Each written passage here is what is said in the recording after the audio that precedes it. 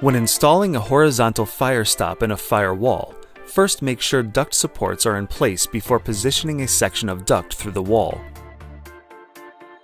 Structural supports are usually installed by the general contractor. Be sure the duct supports have the appropriate series of torqued nuts and threaded rods.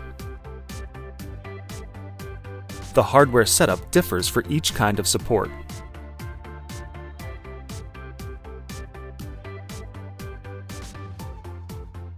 Cut an opening in the wall. All four sides of the opening must be framed with non-combustible material by a general contractor. The overall opening must be within 2 to 3 inches larger than the outer diameter of the duct. The duct must be at least 1 inch away from the framed opening on all sides. For example, the duct shown here has an inner diameter of 12 inches and an outer diameter of 16 inches. So the opening in the firewall should be an 18 to 19 inch square.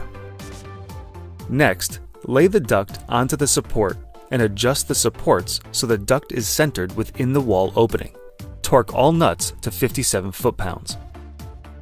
Now it's time to install the fire plates. To install the fire plates on the back side of the wall, first apply a 1/2 inch continuous bead of STI-SSS intumescent around the edge of the first fire plate.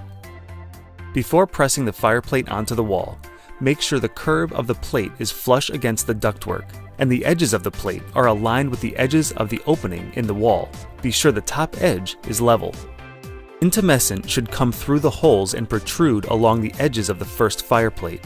Make sure to use the appropriate hardware for each wall type. Secure the fire plate to the wall using the appropriate fasteners along the outside edge. Do not install hardware along the bottom edge of the fire plate. Next, apply a generous bead of STI-SSS intumescent around the bottom edge of the mounted fire plate. Then, apply a 1/2 inch continuous bead of intumescent around the edge of the second fire plate. Press the second fire plate to the wall with a 1 inch overlap, so the centering holes on each plate line up. Secure the overlap using 1/4 20x1 self-drilling sheet metal screws.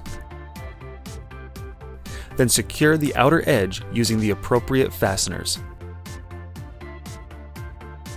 Be sure to fill all visible gaps with generous amounts of intumescent.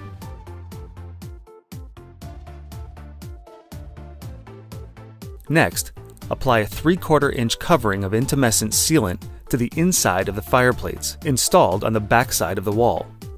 The sealant should be smooth and without any gaps on the edges of the opening or outside of the duct. From the front side of the wall, completely fill the opening by wrapping insulation to surround the duct. Insulation will come in a roll and should be field cut to size as shown. Compress the insulation, leaving 3/4 of an inch between the edge of the insulation and the front of the opening in the wall. It is extremely important that the insulation be packed tightly with no gaps. Using intumescent, fill the 3/4 inch gap so the surface is level with the wall. The intumescent should overlap onto the wall, ensuring that there are no gaps between the edges of the opening and the duct's outer shell. Next, install fire plates onto the front side of the wall using the same method as the fire plates on the back side of the wall.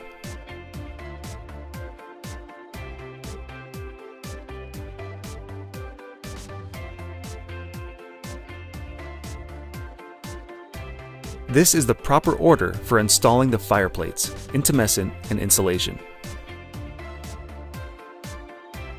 Again, be sure to fill all gaps with STI-SSS intumescent. Once the fire plates are installed on both sides of the wall, wrap the first 12 inches of duct extending from the wall on each side with 1 layer of insulation.